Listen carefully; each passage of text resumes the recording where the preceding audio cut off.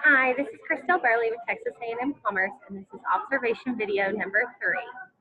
Okay, guys, let's get started so we can go home before tomorrow. Then, first, we're going to talk about next teacher night. Raise your hand if you don't know if you're on the schedule and you signed up. Or do I need to call out everyone's name, or are we good?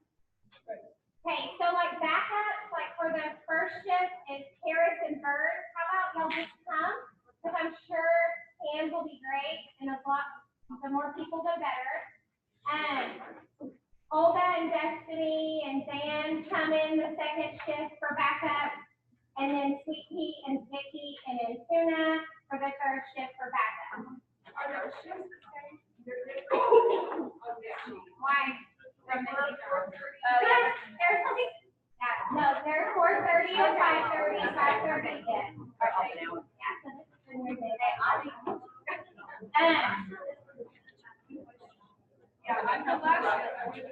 Okay, so whatever your time is, scheduled to be there to work 15 minutes before scheduled time. Make sure your hair is up, you have closed-toed shoes, especially if you're going to be in the back, and wear jeans and your mixed teacher shirt. So everyone that said they needed a mixed teacher shirt was in your box today. If you did not get one and you said you needed one, raise your hand. Gabby, I would ask. You need one? I have two at home. Vicky, hook her up. Yes, thank you. You are ready to do it.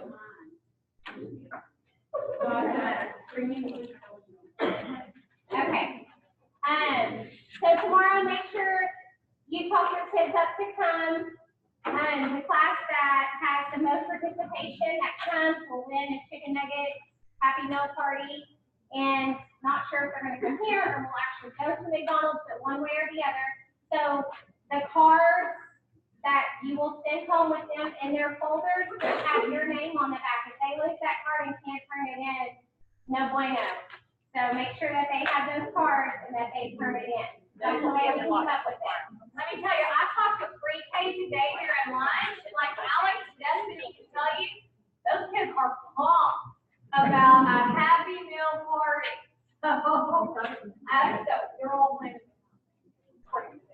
So just talk it up in your mind. Any questions about next teacher night? Murray? Murray takes donations. Oh, if you do not find parking at McDonald's and you park at Parker Ashford, do not park in the grass. Okay. Park somewhere else. Or you might be there next to or park. Yeah.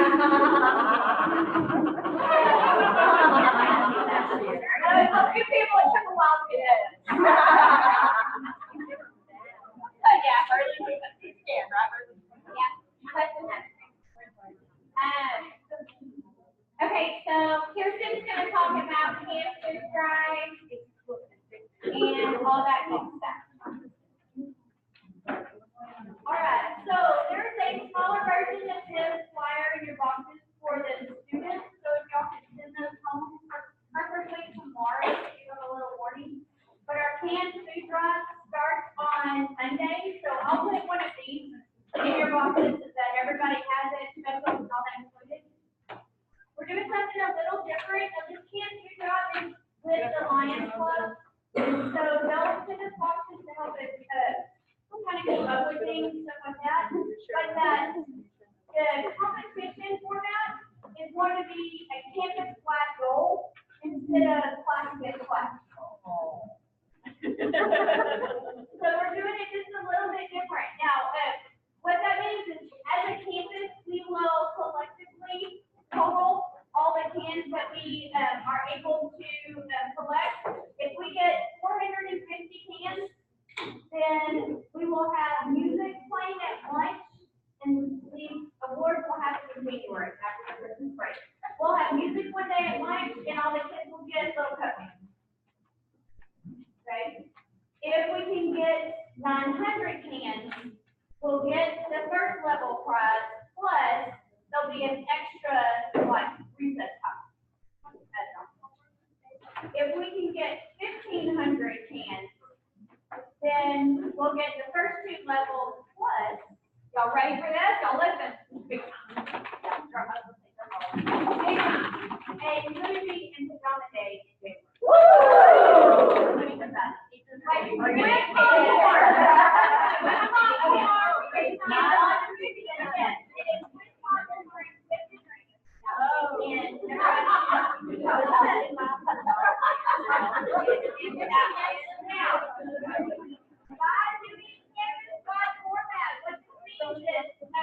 teachers who don't necessarily have a set class is able to participate. So if Coach Kidd wants to go fill up the back of his car full of tables and cans, bring them in, that goes. I'll loan you my cocktail card too. Have her say, have a Sam's card. And so, don't we all want a pajama day? And the food drop does benefit our community local. Okay, so this does stay kind of within Kaufman County, mostly Orange City specifically. As far as the dates, it'll start Monday, and pickup will be on the 17th. So a Monday through 2 weeks to a Monday is what the pickup is. That pickup is on the 17th, so by noon on the 17th, we have how many classes do we have still? 75 cans of coffee. That's all. Oh my gosh. We can do this. We got this. So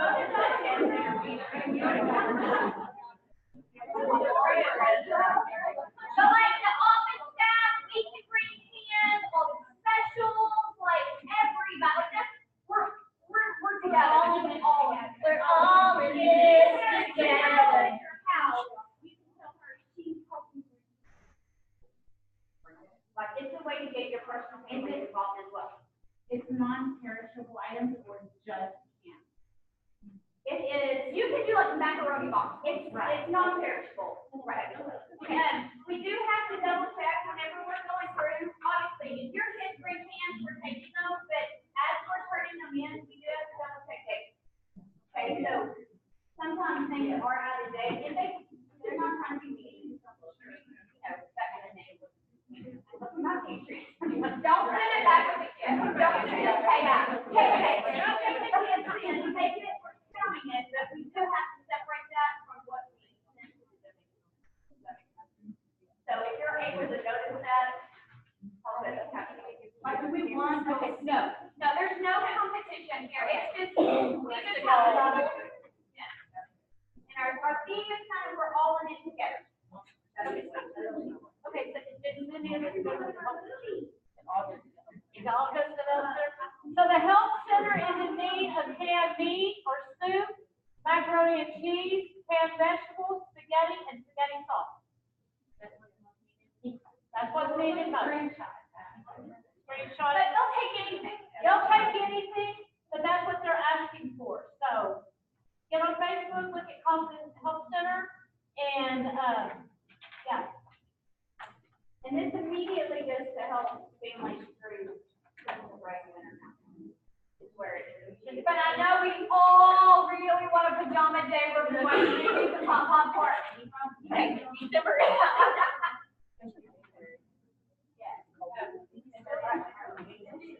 That's Monday.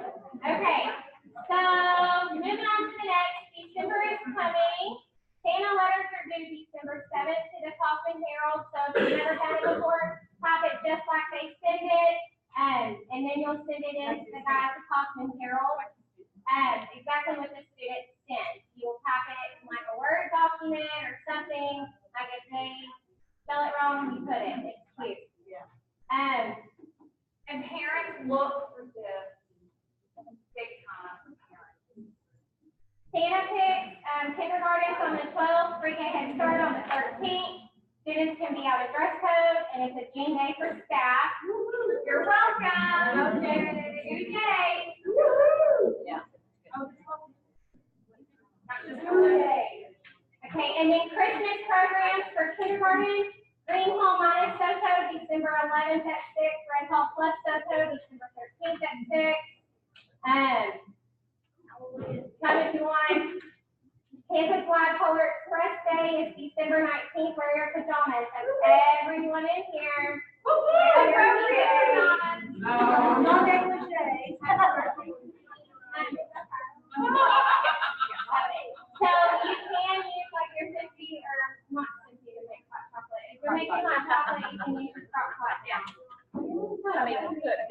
gonna go real long. Okay. The last week that we're here before Christmas break, December 17th through the 21st, there's no BLC. And literacy lab for pre-K Head Start is that Monday the 17th, and kindergarten is the 18th. So Avila and we'll work that schedule out for that. Kindergarten, if you'll just send me your 6 names whenever you have time, and then that way we can get that schedule going. And remember, for like Latino, the literacy bus, remember that it's not just academic, it's, you know, they touch the mouse correctly, or they walked into the computer lab. Okay, next. Oh, no, I'm sorry. One other thing before we move on with December. I know that like kinder might do some special days, pre-K Head Start might do some special days, and that's perfect. If you will just let the front office know whatever your special days are, that way when we get a phone call in the front office from a parent, we'll just know, because sometimes we're like, oh, like I know kindergarten did some fun things, and the front office wasn't aware, and we're like, no, we're not doing this, and like I said, but we were, you know, so we just want to make sure that when they call, we can give them accurate information. Okay. We want to make sure I don't pull a fire drill while people are talking. Yeah. Please don't do that. Hey, Okay, Okay, that's all. And then Miss Lucas is going to talk about adopted kids. So, does anybody have any questions about that?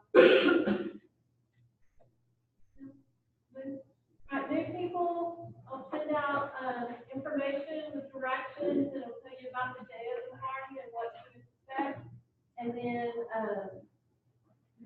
as far as the buses, we've got the big truck coming that will bring the presents back to the campus and everything. So look for an email that will explain everything to you. If you're there and you have questions, you'll ask them your comments and answer those for you. All everything you need. Okay, on to the next, that Christmas party. It is December the 6th from 5 to 7:30 at Bowers House, Missouri. This is the most important thing we'll talk about this afternoon. Car poop.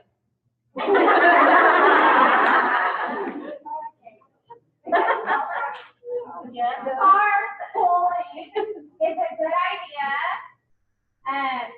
Bring a finger food or an appetizer to share. Chick-fil-A nuggets are good. If you want to play White Elephant, bring a $10 wrap gift. Girl, it's serious too. It is serious business. You do. So be ready. Don't be shy. Like we would encourage your boss. Like you will think that person sitting beside you is your friend right now, but that person will not be your friend. It is dog eat dog. I can't think of anything. But let me tell you, I have spent a lot of time decorating just for y'all. But you got to come. You got to come. Don't hurt my feelings. No. And we have a special hostess. Yes, we do have a little hostess. Okay, next, Christmas party.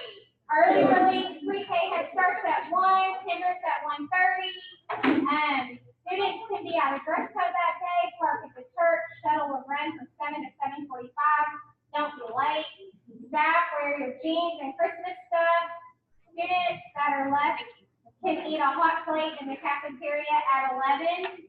So it won't just be like a staff lunch with a sandwich, it'll actually be something good. And then, so conferences, kinder conferences will be 8 to 8:30, pre-K Head Start will be 8:30 to 9, and then those party times are listed down below.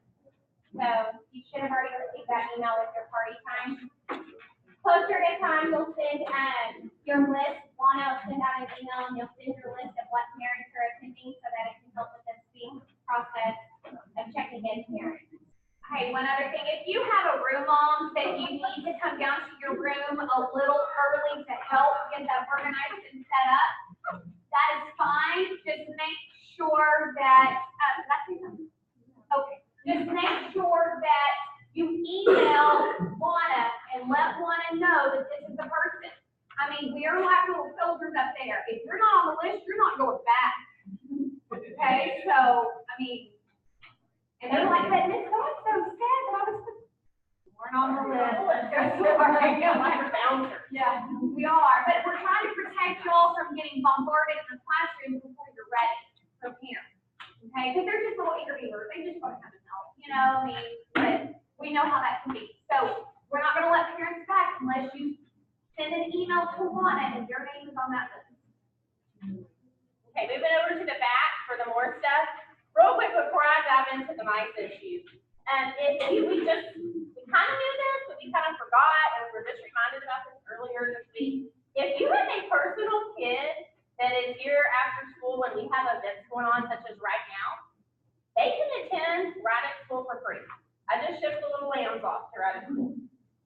Yeah, so just so you know, because I know that's stressful, I know it stresses me out trying to figure out what we're going to do with my children when we have staff meetings.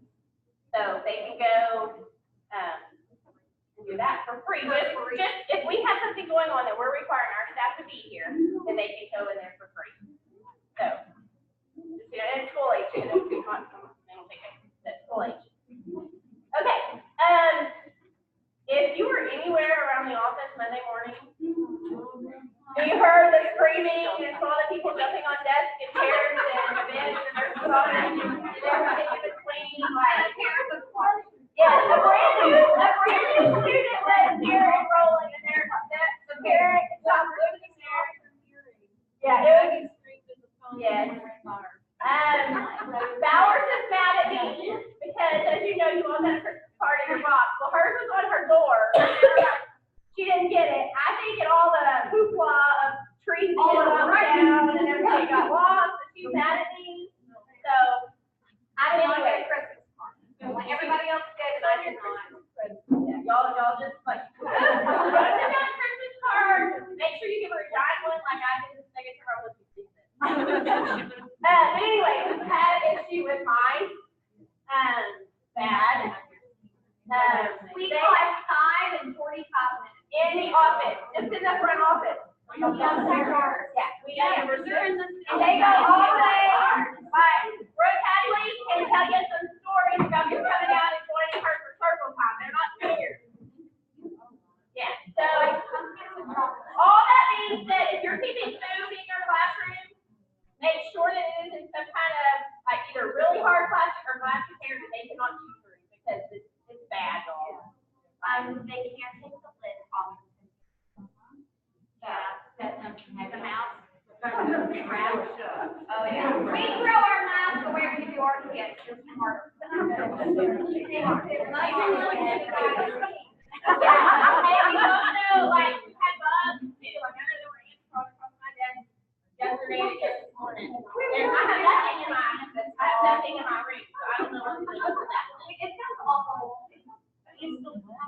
And that, and they're moving a lot of dirt over there. We're in a field. They're moving a bunch of dirt for like a truck stop. And so there's just Really not.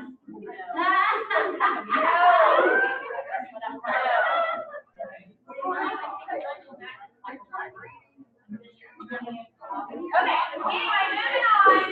Unless you want to do your thing, people close that tight. All right. So apparently there was a rumor that we were going to have a lockdown drill today. I don't know why, but it's tomorrow. So make sure that you haven't already, that you talk to your kiddos about how we're going to do that. Go in your bathroom, you're going to lock it. Hang on, put something over your toilet where it's not flushing, not something to occupy them. Okay, do not. He's right. Do not come out of your hiding spot until it is physically unlocked and opened by a police officer, accompanied by one of us, Paula, Christy. Okay? Right, you're in your bathroom. Okay? Okay, hang on. Yes, somebody may knock and try to trick you, don't open it. When it's all done and we think that we have gotten everybody out, I will send out a remind. It says, like, if you're still in hiding, please text me because we have in the past, like, forgotten about one certain closet, usually the poor janitors. I know, yeah. So if that happens, I'll send out a text. We think we're done. You can respond to me. Hey, if it happens while you're at special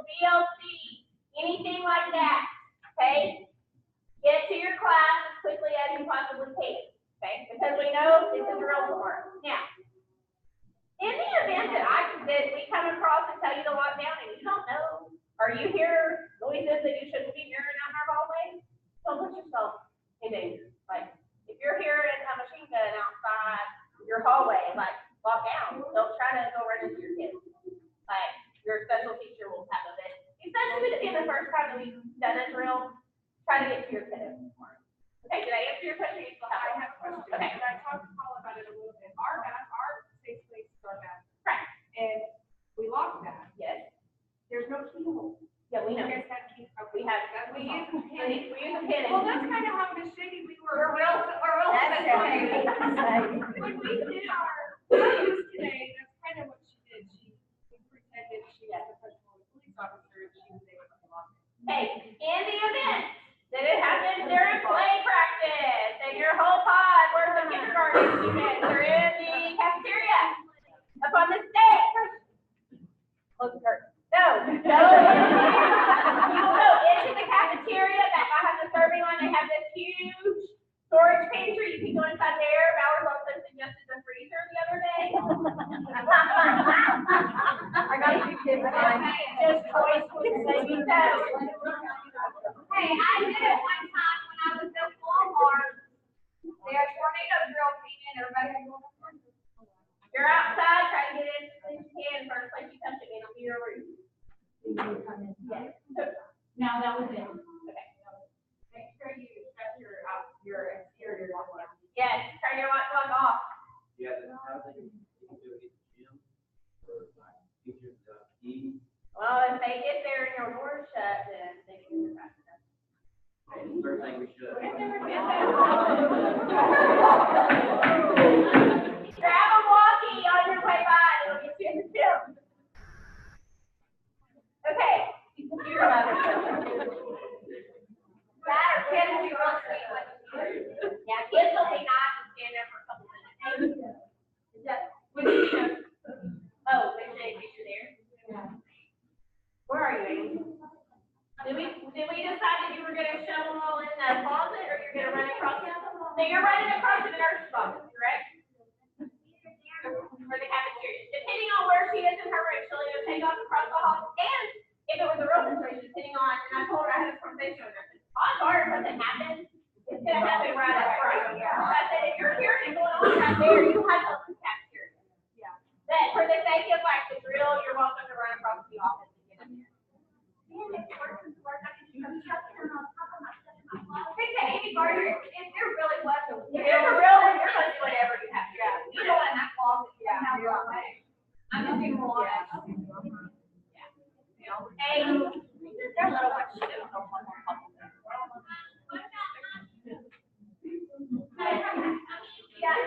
Every, in your safety folder, there's a map, and it shows everybody where they go. Look under lockdown. Yeah, I believe you're across, I believe you're right across the hall, and you have to find Jill's cabin.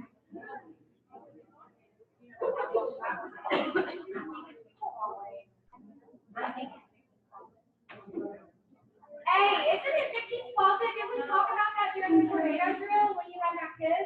It may be for tornado. And we were like, where's room so-and-so? It's nowhere to be Yeah, it found. may be for tornado, but I just for tornado. Yeah, I know we're all here. Or, lockdown, we go on the call. Even age group. I'm not age group. I was thinking you either went across the, and I would have to look at that, I don't have it. You're either across the hall with Jill or you're in your back corner where people can't see you. That's what I, that's what I'm thinking. Well, look at your map. Look at your map. If you have questions, just see. Yeah, I have my map. The year of the Walmart shooting, we were in the age room and we were up against that. See, that's what I thought. Okay, so Michaela just said, They go. okay, well, Michaela was just saying the year that the stuff happened at Walmart, her class was in busybodies, and because it was a quick, sudden, like, we didn't know what was going on, they just shoved up against that wall that you can't see from the door. Just because they didn't have time to cross, and we didn't know what was going on. Brownie, did you have a question? Yeah, so we talked in specials and we just not have the teachers, like all the in the closet locked, the TV is locked. And the not to come. And the kids will really. That's, again, that y'all are doing it, especially in the first place. I mean, like that, and if you don't know what's going on, they're not gonna try to get confused in there. So if y'all are good,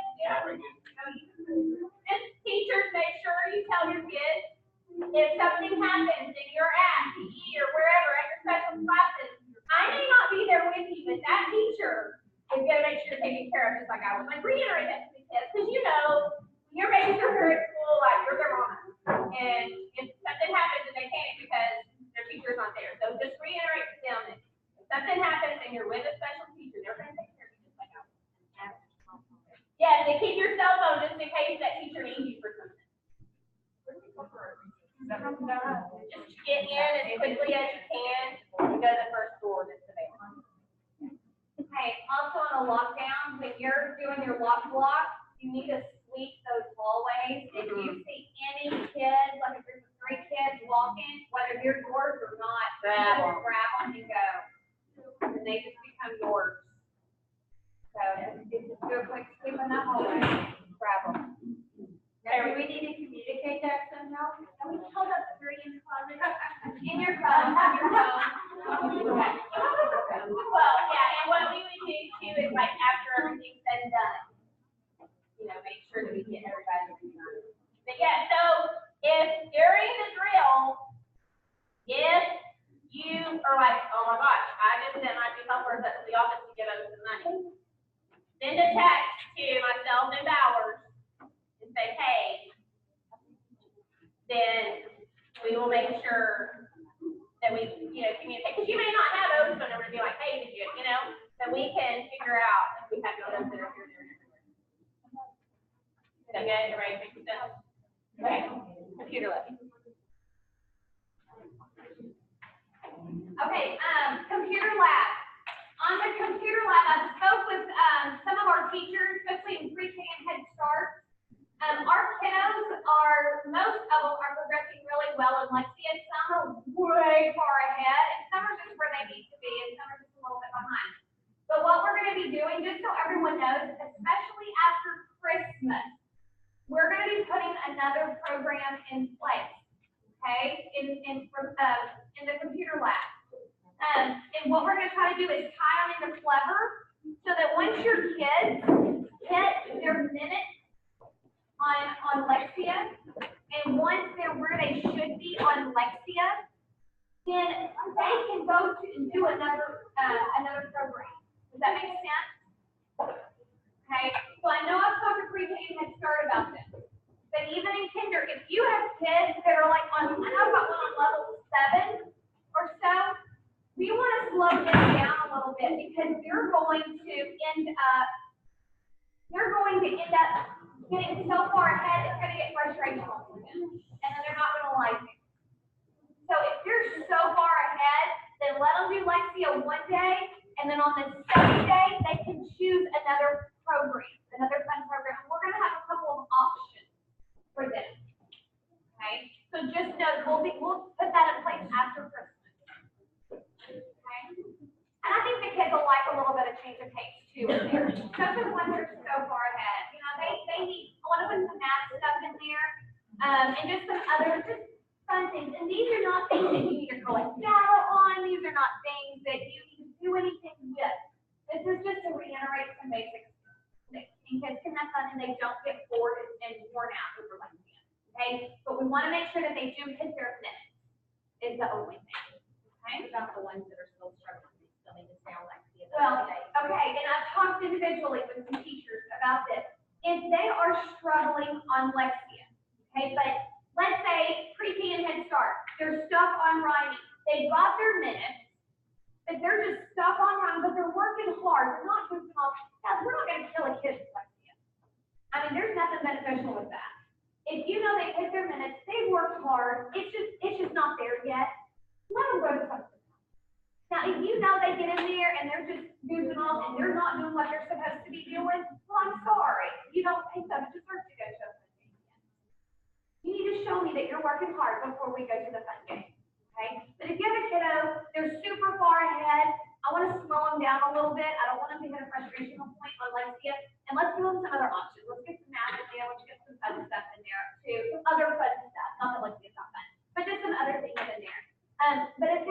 struggling, you as the teacher, you know your kids, you know if they're in there and they're working hard, and you know what, let's let them do something else. Let's give them a break for a little bit. Or, you know what, you're not doing what you're supposed to be doing, and until you can show me that you're doing what you're supposed to be doing and staying on task, then, you know, and we don't just go to a buffet. Okay? So, but our Lexia usage is phenomenal. It's great, as it should be, And so we want to maintain that. So once they hit their minutes, then they can go on. And the ones that are way far ahead, they don't need that anyway. Okay, so let them hit their minutes and then let them play something else. Okay, we want it to be fun. But that'll come after Christmas. And I might get some feedback from y'all also. So I'm really thinking I'm going to be sending out a survey with some options of some different things, so I can get some feedback on from y'all about some things that kids might be interested in looking like. Okay, because there's like schoolmathgames.com, and there's, what are some of those other ones called? What? Shepherd software. There's a whole bunch. We talked about a whole bunch of stuff. Okay. Okay. Author visit coming January 22nd. That's the day that we'll dress up and do the storybook parade. So they'll come and you can buy their book, that's signed from them, and that's all the information we have on that. Dr. Seuss Read Across America Week is March 4th through the 8th. I already have those flyers ready, but it's in March. So I will send those out when they're ready so that we're campus wide doing the same thing. Pretty much the same as last year, you know, Wacky Wednesday, all that good stuff. 100th Day of School, February 7th, just so you know. When we missed those 2 days, you had to back it up. Or do we move it forward? Move it forward. It should have been on the 5th. We move it forward. Thank you. Yes. Now look at Thursday. Yeah, we moved it forward, so it is on a Thursday, which I think is so much. Yes. Upcoming Dean Days tomorrow, December 6th, the 12th, 13th, 17th, 18th, 19th is pajamas, and then your 20th. So they hours that she gave us extra. You're welcome. Okay. All right. We want to do birthdays before we do this. Yes. So we don't forget. Okay, guys. So we are combining our staff meeting for November and December. You're welcome. So anyways, we want to make sure that we highlight all of our birthday friends. So in November, the beginning of November was Miss Lydia's birthday, and she's already got her birthday card. And then we had a special day off just for Kelly Jones. And then coming up, even though I didn't get a card, I will give Lamb her birthday card for December 2nd. And then on the 3rd is Brooke Hadley. Happy birthday, Brooke. And then this, and Brooke share the same birthday. Miss A. Sorry, and then the very next day, after Miss A's birthday, is Emily's birthday, is Juan's birthday on the 4th. No, we got a lot of I think my December is like the best month. and then on the 10th is Shannon's birthday. And then Christine Dugan. And then her compadre, Michelle Burley.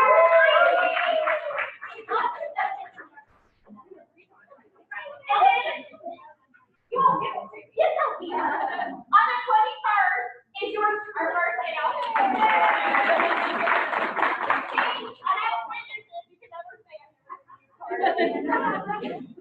And by the way, y'all's Christmas cards from Lamb, a little personal note. They were so nice. You got a personal note, so the second card I give you.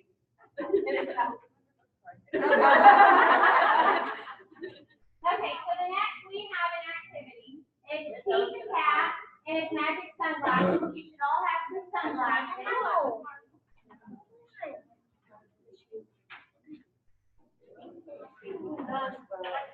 Okay, so back in some past months when we, here, did somebody get more than, I don't Anybody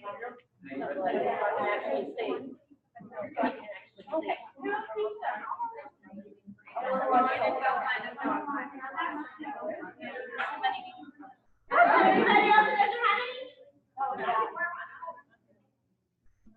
What's that much doing?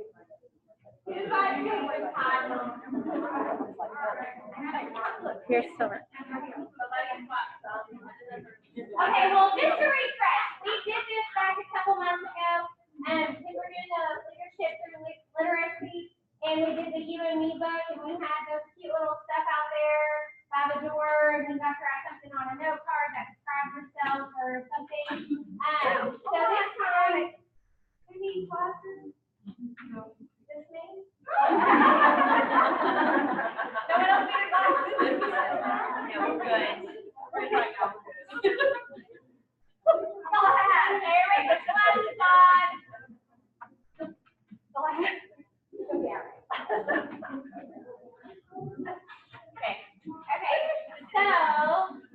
I'm gonna read you the story, so be good listeners, called Pete the Cat with Magic Sunglasses. Should like her to read this. Pete the Cat did not feel happy. Pete had never, ever been grumpy before. Pete had the blue cat blues. Then, as if things were not bad enough, along came Grumpy Toad. Grumpy Toad was never happy. He always wore a frown. But Grumpy Toad was not grumpy today. He said, "These cool blue magic sunglasses make the blues go away. They help you see things in a whole new way." Pete put on the cool blue magic sunglasses. He looked all around. Right on. The birds are singing, the sky is bright, the sun is shining, I'm feeling all right. Pete thanked Grumpy Toad for the cool blue magic sunglasses. He went on his way, and soon he saw Squirrel. Squirrel did not look happy, Pete said. "What's wrong, Squirrel?" "I'm so mad. Nothing is going my way. I only found one acorn today." Pete said, "Try these cool blue magic sunglasses. They help you see things in a whole new way." You're not ours.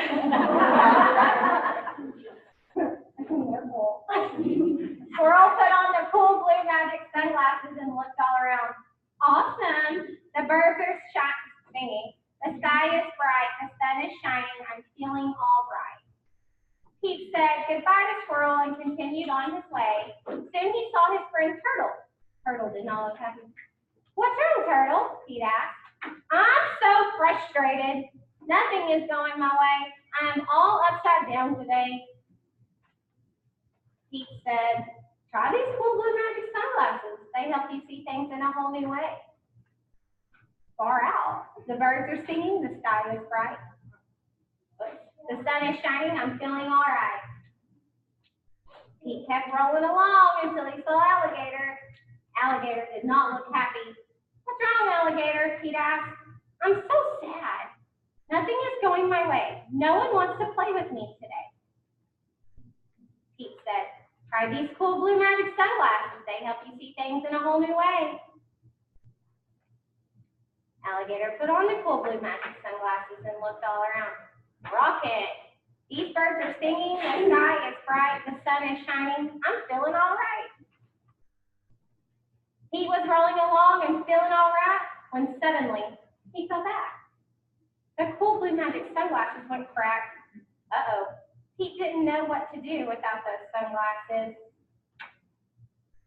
Just then, Pete looked up at the tree. Wise old owl said, "Pete, you don't need magic sunglasses to see things in a new way. Just remember to look for the good in every day." Pete looked around without his sunglasses. Phew. These birds are singing, the sky is bright, the sun is shining. We're feeling all right. And then Pete just kind of goes on about his day.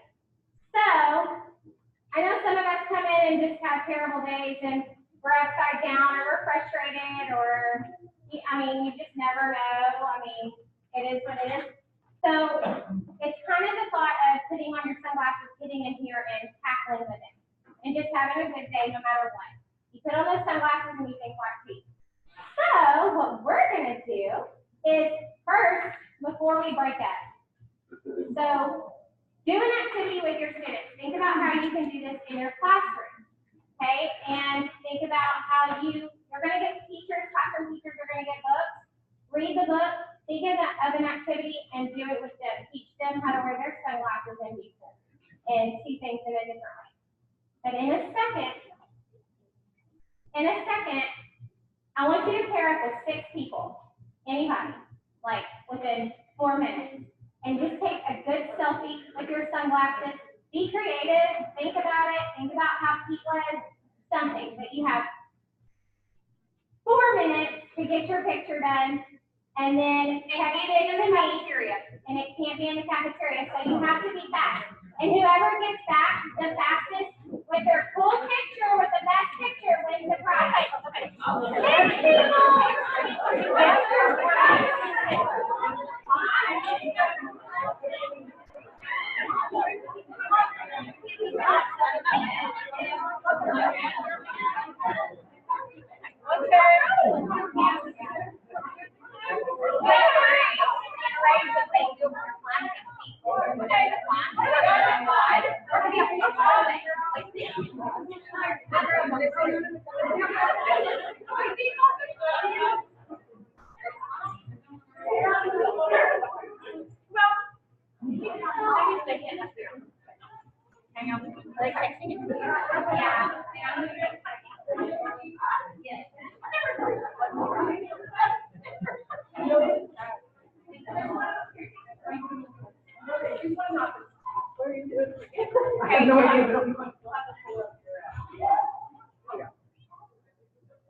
I wish you could turn your video around so they could see everybody running around and scrambling. I can't. No, because I think it'll. What do we do whenever?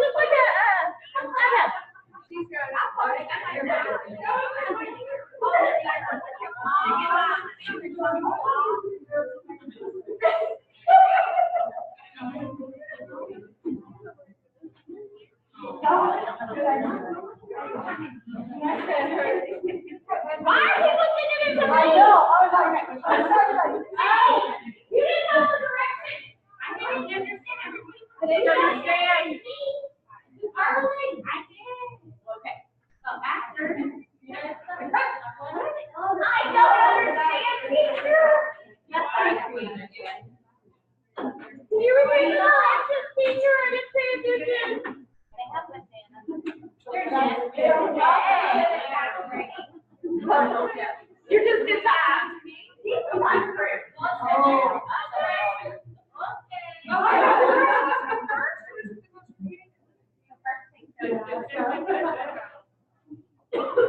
We're not first.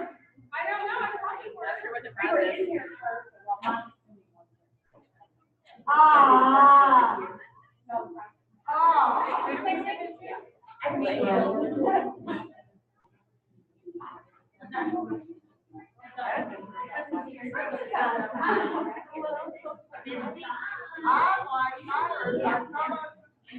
I know. I love we're looking up.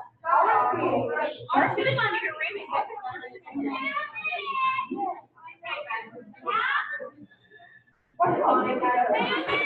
That would have been perfect.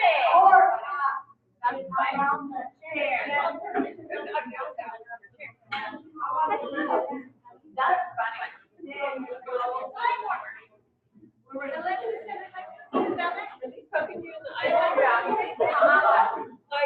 like right here. Oh my God.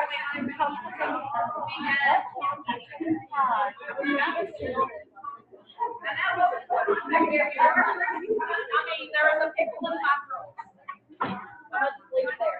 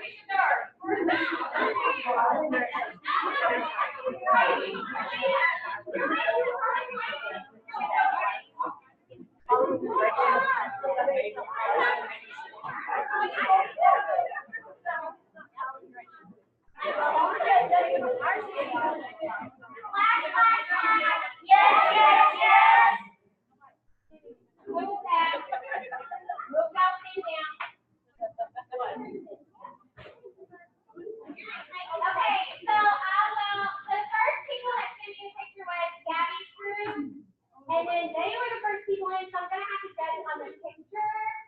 You know, because I'm like, this is really big on competition, so it needs to be legit, and I'll let you know the winner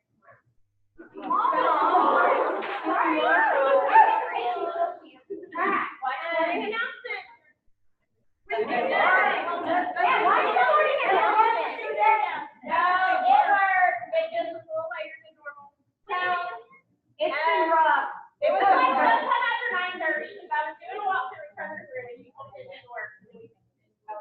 I did it, and all I know is a minute and a half, and it's very.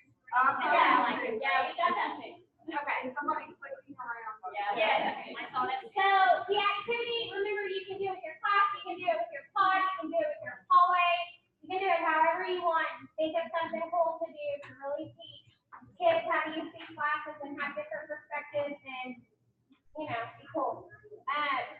So now we're gonna move on to the ethics training. So be ready. Are we ready?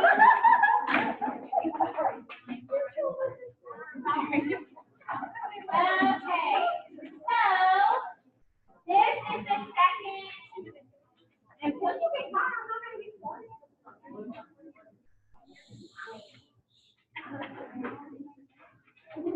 This is the second of 6 ethics training modules for Texas educators. Module 2 will focus on educator-student interaction, including social media.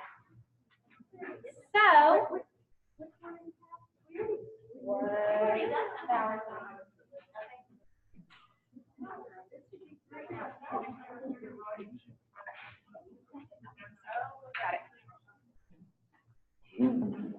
okay, so the purpose of this session will focus on interactions between educators and students with a special emphasis on the utilization of social electronic media.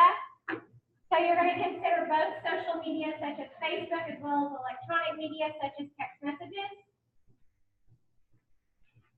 Just think, stimulating thinking. How does social media influence my work with students, and how do interactions with students influence laws and policy? We've already done this one, I thought.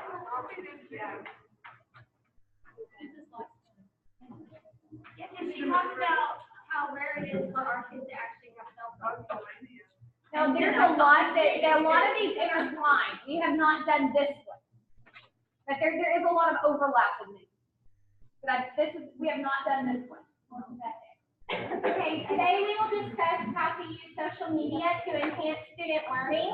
We'll learn about appropriate and inappropriate social media interactions. We'll identify social media grooming actions used to initiate improper educator-student relationships, and discover the connections between social media utilization guidelines, recommendations, and educator misconduct and consequences. All right. So all those social media tools and platforms can expose students to a variety of inappropriate situations. It is important to emphasize that research indicates using social media as a learning tool can have a positive impact on student learning. So educators are doing a great job increasing their expertise in creating real-world lessons that engage learners and make learning experiences more relevant through the integration of technology. So how can the utilization of social media by educators cross serious teacher-student boundaries? And when you've heard or read stories about teachers crossing boundaries with students, I'm sure you've asked yourself, wow, how does something something like that even happens. A point of no return happens in the blink of an eye. The increased use of social media is having an impact on the number of educators' misconduct cases. It is important to remember that social media allows for direct, unsupervised contact between an educator and a student. Is this a clicker? Yes. What do I press? The arrow. Oh. Which one? Like that one? Okay, cool. Social media boundary crossings. What begins with an innocent string of social media communication, intentional or not, can soon lead to a strong emotional connection with a student. These incidents of misconduct do not begin with the intention of being inappropriate with a student. However, social media communications can accelerate interpersonal dialogue. Very quickly, educators find themselves on a slippery slope where a teacher-student boundary is crossed. Who wants to read the slide?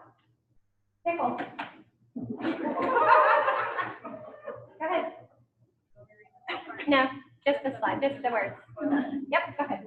I began playing Words with Friends several students before the end of the school year, including Gabriella. I often chatted with students about the game. My conversations began innocently, but after school let out in June, my conversations with Gabriella became more intense. So this is an actual statement from a teacher to law enforcement. This is how an inappropriate teacher-student relationship began in the words of the teacher. So this is a direct quote taken from the teacher's statement indicating how he ended the inappropriate relationship with. I told my wife that I had an emotional relationship with Gabriella, and it moved beyond an appropriate boundary between a teacher and a student. My wife was angry and demanded that I terminate contact with Gabriella entirely. I then emailed Gabriella and asked her to not try and contact me or my wife, and I apologized for any emotional harm I had caused her. So the outcome of this case, the teacher voluntarily surrendered his teaching certificate. While the entire statement was not included, you are able to see how a relationship can begin quite innocently before crossing a boundary within a short period of time. Many people were hurt by this teacher's actions. Our responsibility, however, is to the student. We are responsible for our students' safety and well-being at all times. So, this former Texas teacher and academic decathon coach was sentenced to 60 years in prison for sexual misconduct with 2 students. Both victims testified they had sexual encounters with the teacher. They stated that their relationships with their teacher began on social media, specifically on Tumblr and the fetish website FetLock. The relationships also included communications over encrypted phone apps such as Kik and Wicker.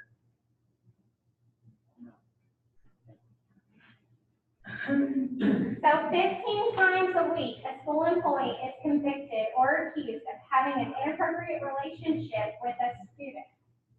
That's 15 times too many. It's happening to the very students who trust us to do what we are hired to do as educators. So, this is a news headline from a TV station in Texas. Is social media to blame for inappropriate student-teacher relationships? So what are your thoughts? Okay. Do you believe that social media could be inappropriate teacher-student relationships? Okay. Please share your viewpoint on this question. Who would like to share their opinion? I have a question. Do y'all think this doesn't pertain to y'all because we teach at a pre-K kinder campus?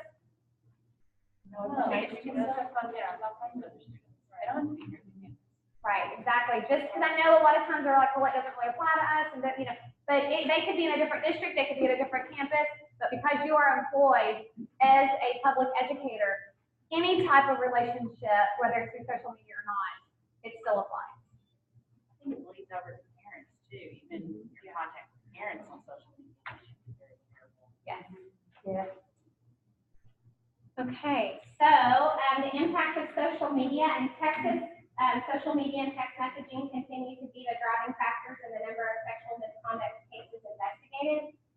While there can be many factors that lead to inappropriate relationships relationships with students. Social media is the #1 factor in cases involving sexual misconduct that are being investigated by TDA.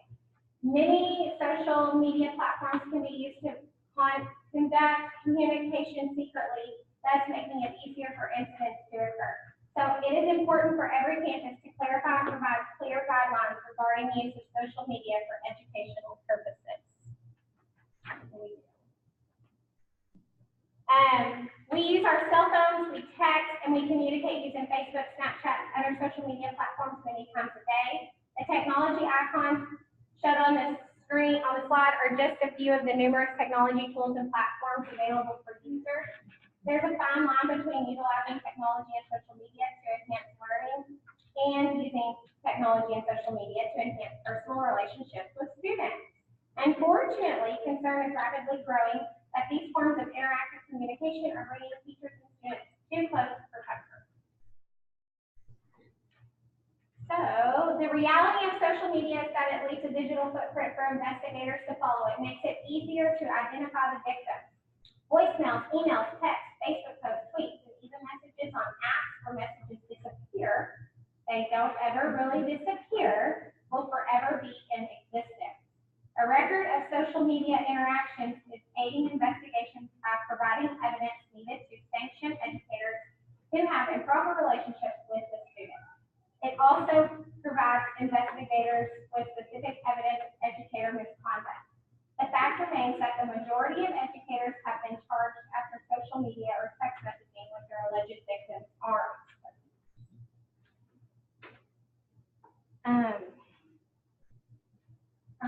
Can we watch the video or not? I'll try. We will try.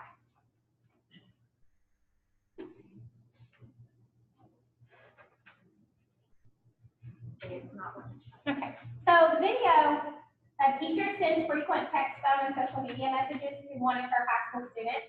The messages clearly indicate sexual misconduct has occurred. The parent of the student meets with the principal to notify her of the inappropriate relationship after the parent discovers her son's social media interactions with the teacher.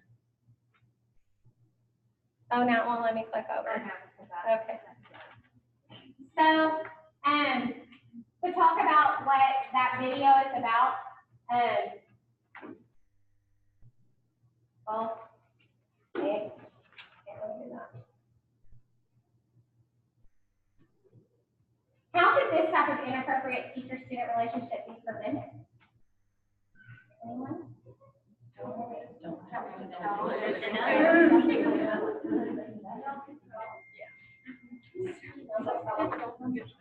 Knowing that an inappropriate relationship between an educator and a student can happen quickly reinforces the reason why the statistics are extremely sobering. According to Doug Phillips, Director of Educator Investigations with the Texas Education Agency, there has been more than a 99% increase in the number of investigations into inappropriate student-teacher relationships in Texas in the past 7 years. Let's take a look at the trend over the last 4 years. As you can see, the number of educator misconduct investigations have been increasing each year. There were 188 cases involving inappropriate relationships opened during the 14-15 school year. Roughly 100 of these educators were arrested. As of August 31st, 2016, there were a total of 1,090 open cases, including all types of educator misconduct investigations. And guys, this is in the state of Texas, and those numbers, like 2016-17, 302 open cases, those are real people. Like behind those numbers are real people and real kids. And just to see the way it's staggering and how it keeps rising, I mean, it's obviously a problem. I mean, and I know we sit here and we just think, oh my gosh, what is wrong? You know, like who in their right mind would do this? But clearly, there are people that don't get it. And it is a problem. And so just, I mean, to me, looking at those numbers, and we're talking just the state of Texas, and behind every number is an actual kid that has happened to. It's just, I don't know, it's just unsettling to me.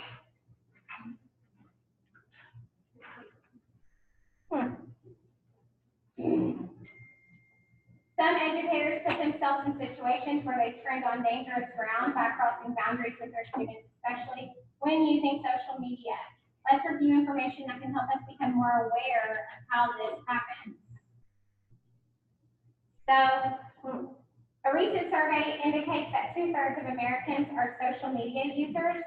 4 out of 5 educators use social media for personal communication. However, more than 62% of educators surveyed have had minimal or no training in the area of interacting with students and parents through social media. Although this data shows that the majority of educators use social media, those surveyed believe they have received minimal or no training in. Sorry. Okay. For the purpose of today's session, we will briefly review a few grooming behaviors that are sometimes used by adults to initiate inappropriate relationships with students. The information will provide everyone with an awareness of how social media can become exploiting students through the use of grooming strategies. As a quick review, grooming is when an adult engages in increasingly inappropriate boundary violations to gain the trust of a student. There are just a few examples of how an adult can use social media to groom a student. Frequently calling or sending text messages just to check in, sending pictures, jokes, or information that is inappropriate, sending messages that are becoming increasingly friendly or sexual in nature, and conducting social media interactions in secrecy. So, appropriate versus inappropriate, we have covered a lot of information. I would like to conduct a quick check for understanding regarding appropriate versus inappropriate social media communication. I will read a couple of example texts between a teacher and a student.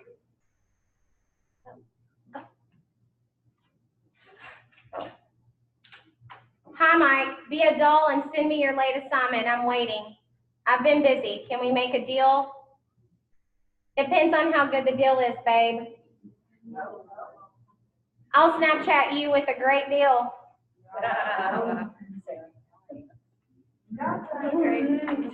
So, appropriate or inappropriate?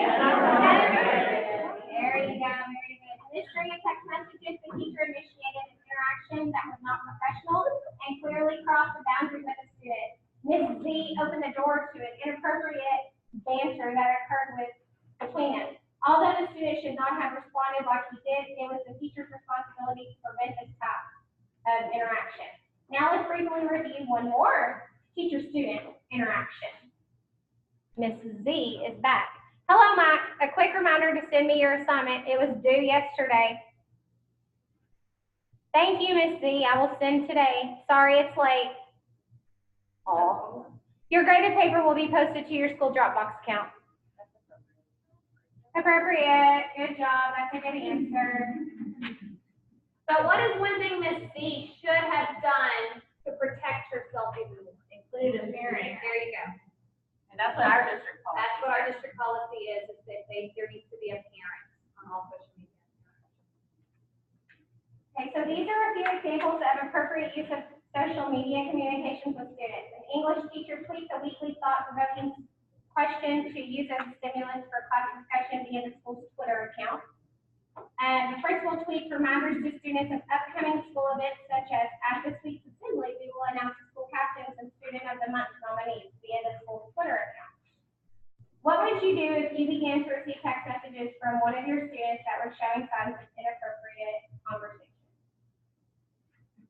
Anyone? You need to discuss it with the student and the parents, and you need to contact your administrators. Good answer, Kelly. You're getting a treat. As an educator, we must hold firm to boundaries when complex situations are presented. We must find ways to redirect inappropriate behavior by students that can blur relationship lines. At all times, we must ensure that we keep clear boundaries between ourselves and our students. You've provided great information. The Texas Administrative Code provides us with guidance to determine whether an online communication with a student is inappropriate. The following factors may be considered in assessing whether the school media communication is inappropriate. So first is, this is the first factor, that should be considered when determining if a social media communication is considered appropriate. What was the nature, purpose, timing, and amount of the communication? The next question is, was the communication made openly or did the educator attempt to conceal it? And then the next one, could the communication be interpreted as soliciting contact or a romantic relationship?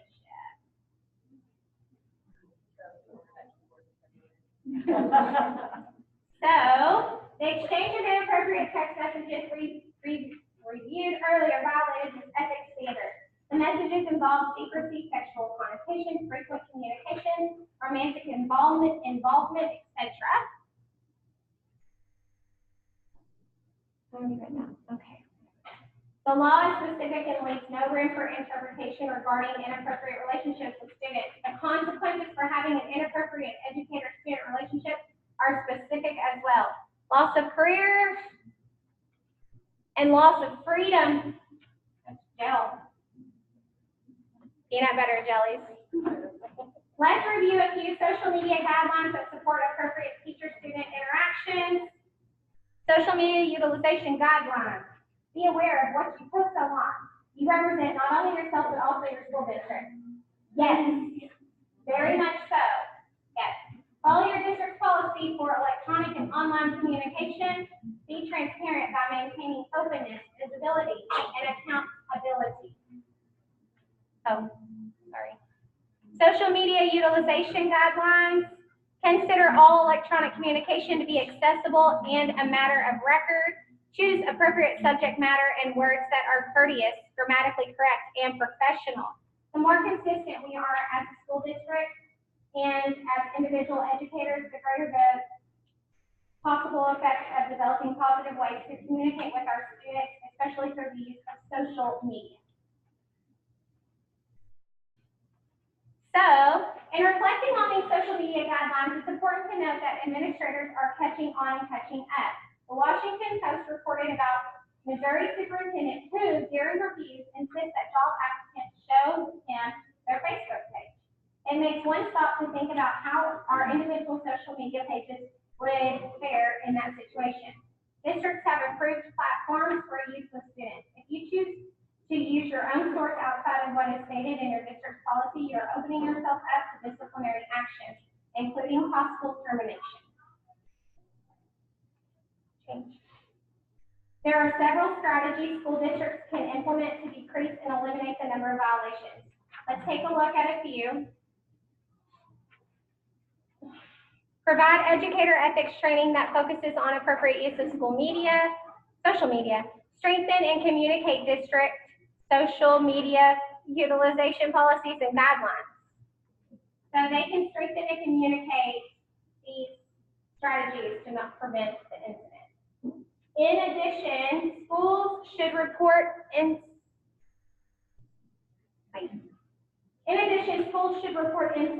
consistently and in a timely manner, expand accountability for withholding information, and acknowledge that schools will enforce the zero tolerance policy regarding educator misconduct. So report suspected incidents consistently. And let me tell you, that is very important. If you suspect or have reason to suspect that maybe it's one of your coworkers, maybe it's someone in the district that there is an improper relationship, or that you have heard something or know anything about it, it is your responsibility to report to the administrator at that campus what you have heard or seen or suspect. That doesn't mean it's actually happening, but you have reason or there is something that's leading you to believe that. Because that can be a huge issue. You could lose your job if it ever came back that you knew of this and did not report it.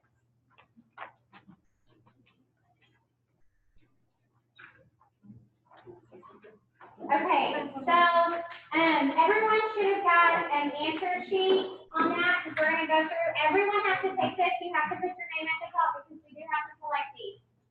Does everyone have one? Do you need to say anything before I stop Yes, it?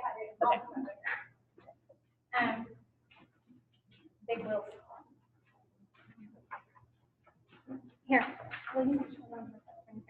Anybody need one? Okay, that's it.